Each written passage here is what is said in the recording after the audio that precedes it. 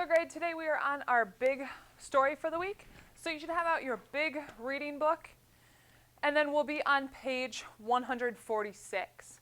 Our story today is called Vote, and then our worksheet looks like this. It's in your Wednesday folder. We'll do a couple things at page 149, 157, 161, and then on the back we'll have something to talk about with point of view.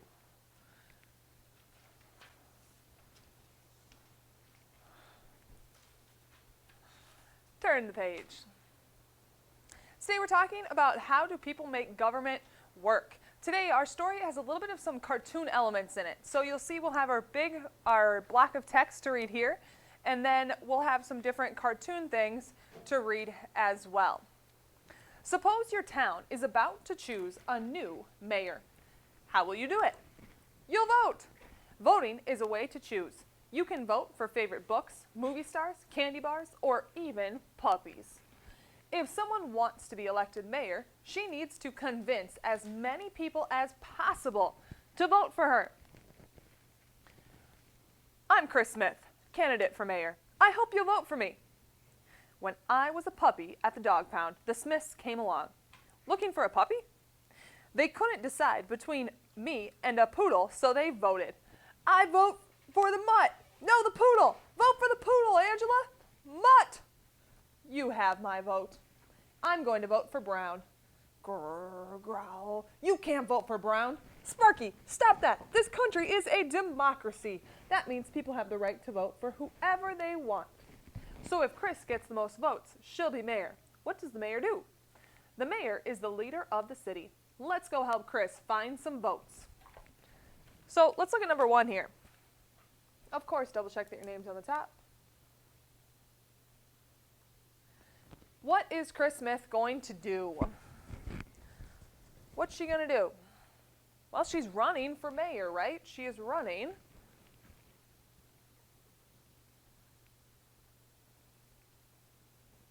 for mayor. Now, that doesn't mean she's running like she's sprinting down the street. That means she's participating in the election to hopefully be voted in as the next mayor. Go ahead and turn the page. There's that a little bit closer. If you need it, go ahead and pause the video. Turn the page to page 150. Many people just don't vote. Why not?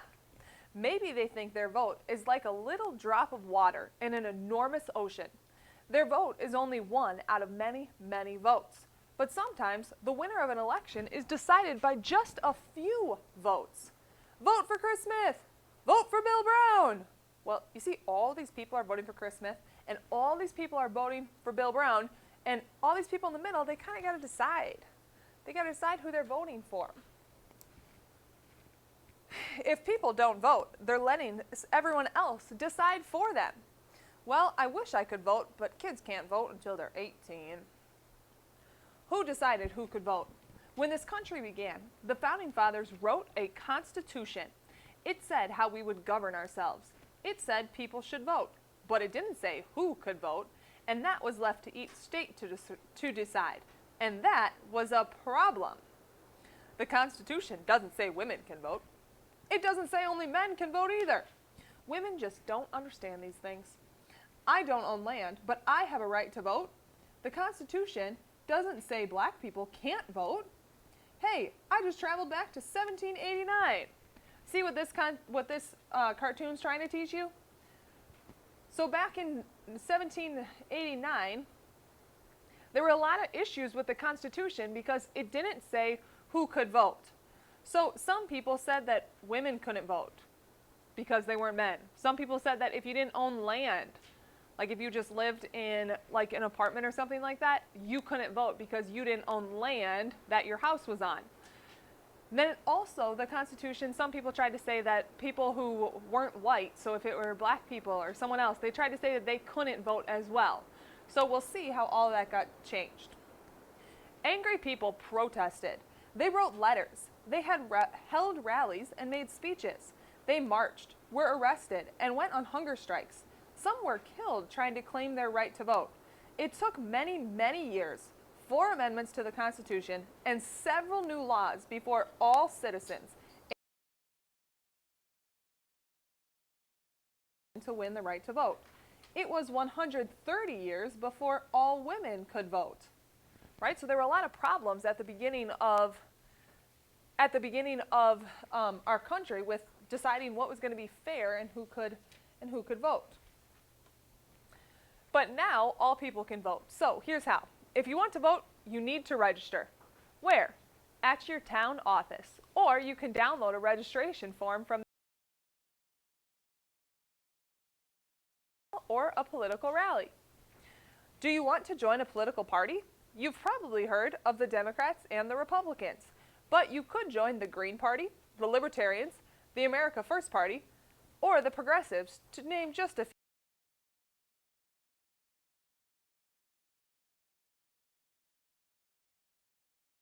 Why doesn't she want to go to a party?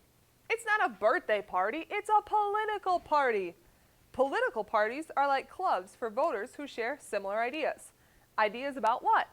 About government, schools, healthcare, environment, stadiums. Is there a party that thinks dogs should vote? Now, you should be laughing at home because this story is just hilarious. You see these dogs going on, they don't quite understand about voting, so the one dog's talking about parties. We're thinking like a birthday party, not political party. Let's keep going. Before you vote, you'll need to find out about the different candidates. How? Read newspapers, watch TV news, listen to the radio, or surf the internet. Do you agree with their ideas? How do we know if Chris will be a good mayor? She lets us sleep on the couch. That's important. You might have the chance to hear the candidates debate. You might even be able to ask questions. We need new schools. Classes are being held in halls. There you go again, spending our money. Right, so we got two people that are both going for mayor, and they've got different things that are important to them. So they've got different things that they're debating on. Turn to page 154. Before an election, everyone tries to guess who will win. Pollsters ask some of the voters whom they're planning to vote for. Then they estimate who will be the winner. But voters can change their mind. Someone just called to ask who I'm voting for. And you said, maybe Brown. What? But Smith is so much better. That pollster should have asked me. Do you need help? We sure do. We have to mail 14,000 letters by tonight. We're hoping you'll vote for Chris Smith, right? So this is an office that's set up to help Chris Smith campaign. How can you help your candidate win? You can volunteer to answer phones, call voters, address envelopes, or hand out flyers. Campaigns need lots of help. See, that's what all these people are doing. They're helping with the campaign. And they need lots of money to help pay for phones, computers, stamps, flyers, and bumper stickers, and most of all, ads and more ads. Where will they find the money? What do the letters say? Please vote for Chris Smith, and please donate money. You might want to donate a few dollars to your favorite candidate's campaign. Or maybe you'll be invited to a fundraising dinner. Would you like to pay $250 for a fancy hamburger and a chance to meet the candidate? If you donate lots of money, maybe the candidate will listen to you more than to other voters. Is that fair? Does that mean your vote will count more than others' votes? There's a lot of disagreement about that, right? That doesn't sound very fair. Just if someone gives money, then that means that their vote counts more? I don't think so. By the last week of the campaign, everyone is tired. But the candidates make more speeches, they shake more hands, and they run more and more ads. Maybe, just maybe, they'll convince another few voters to vote for them. See, we keep hearing Smith wants to spend all our money. That worries me. That's an ad for Brown. He's trying to worry us. Save your money. Vote for Bill Brown. Honest, reliable, a nice guy. Honest? That ad isn't honest. Brown makes sense to me. Some of these ads can be very misleading. Finally, it's election day. I'm worried. Lots of these signs are for Brown. It's going to be a close election. Let's look at number 2. Why do candidates run more ads during the last week of campaigns? Reread to find out.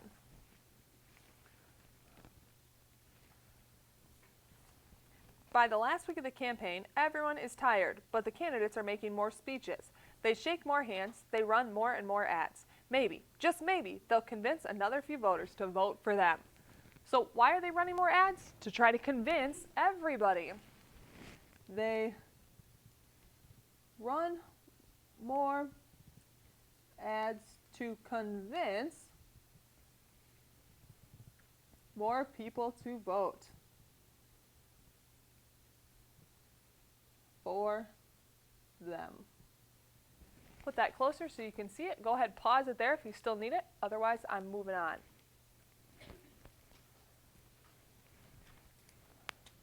Most voters are assigned to a particular place to vote: a school, a library, a church basement, wherever there is space for voting booths. What if you're away on a voting day? You can get an absentee ballot in advance. Some places let people vote by mail or on the internet. That's especially true right now, right? So I just asked for an absentee ballot and I can vote in the mail instead of having to go anywhere in person to vote. A few places set up voting machines early, but however you vote, you get just one vote. You can't go back and vote again. To check if they're registered and please sign in here. Your name? Dad, are you voting for Mom? He'd better vote for me. Why do they have to sign in? To check if they're registered and to make sure they only vote once. Right? Not everybody doesn't get to vote multiple times. They just get one vote. In most places, people use voting machines. Many cities and towns are replacing voting machines with new electronic ones. But in very small towns, voters still mark paper ballots with pencil. However you do it, you'll vote in a private booth. No one can see how you vote. There's lots to vote for: the mayor and city council, and a question: should dogs be on leashes in public places? I finally decided, but don't ask. Votes are secret. He voted for Brown. You peeked! When the voting ends, the counting begins. Who will win? Stay close to your TV or radio to find out. Usually, a few hours after the polls close, the winner is announced. Looks like Brown is winning. Oh no, but there are still lots more votes to count. And the winner is my mom! Congratulations, Madame Mayor. I'll be Mayor Dog. We won! But wait, what if the election is won by only a few votes? The candidate who lost can ask that the votes be counted again. Then it could take a few days or longer to carefully recount the ballots and find out who really won. Uh-oh, Brown wants a recount? I'll tell her. What's wrong? I won by just 105 votes out of 35,000. That's why Bill Brown wants a recount. Do you think Chris will lose? She might.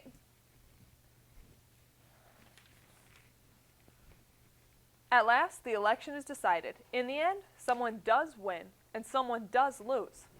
The votes have been recounted. Bill Brown was correct. Mistakes were made. Chris Smith actually has 203 votes more than Brown. Almost half the voters didn't want Chris to be mayor. Look at the bright side. Slightly more than half do want her.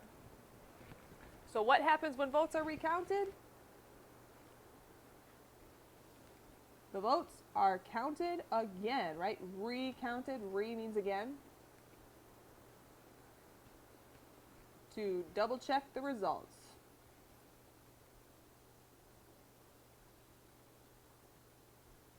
Remember, half the people, in this case, half the people did want Chris Smith to be mayor, half of them didn't. But once the mayor's chosen, right, you're supposed to respect the people that God placed in authority in the country.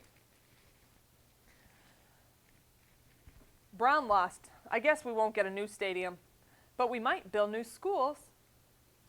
I'm going to write a letter to Chris Smith to tell her why this town needs a stadium. She needs to listen to all the voters. You aren't happy? You wish the other candidate has won? Well, remember, the mayor works for everyone, even the people who didn't vote for her. She'll need to listen to all the voters. After she is sworn in, the new mayor will have a few years to do her new job. I promise to do my best. What are they doing? Chris is being sworn in as mayor. She won't please all the people all the time, but if she does a good job, maybe the voters will elect her again. I wonder if I'll be sworn in as Mayor Dog. Who says you get to be Mayor Dog? What about me? The end. Let's look at our questions here that we got left. 4. How do you know that vote is nonfiction? How do you know it's nonfiction? Well, what do we know about nonfiction? Nonfiction story actually takes place and it has real events.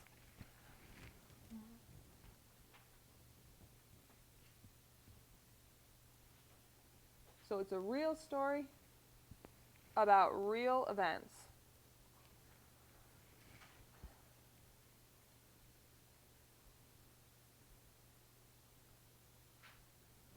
Right? It gives you information about voting.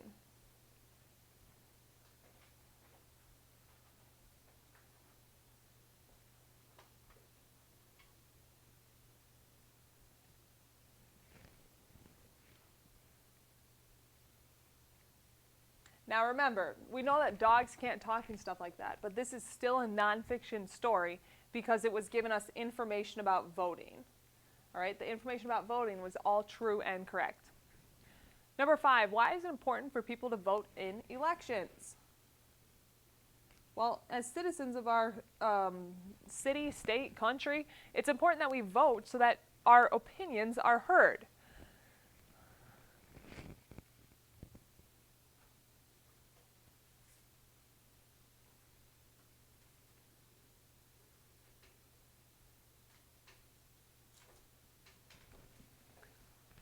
Go ahead and pause it there if you still need those last 3.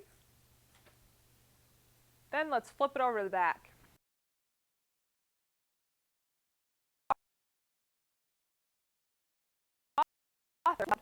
Voting.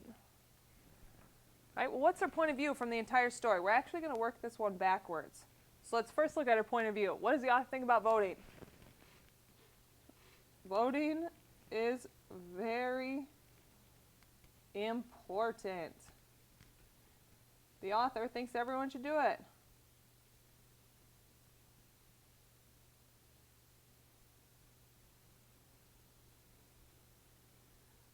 Now, how did we know that? Go ahead, pause it there if you need to get that down still. How do we know that? Let's look back at our story. Where in our story did we know that?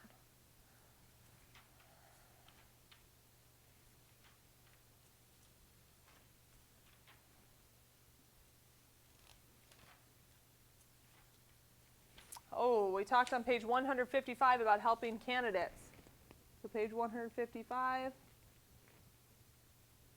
author talked about helping candidates. Now, there are many different details that you could pick. Right? This whole story is centered around this one theme of voting is very important. So you could pick many different things. It doesn't have to be just the ones that I picked. Ooh, people should be educated about what the ideas are of the candidates. So that's page 153.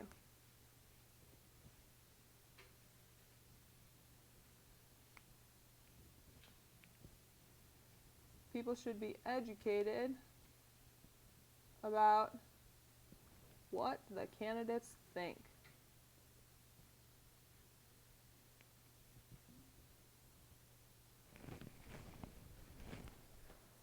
Kind of working backwards here. There's that. Oh, and then we had this. Remember this picture where we had all these people voting, but this group wasn't going to yet? 150.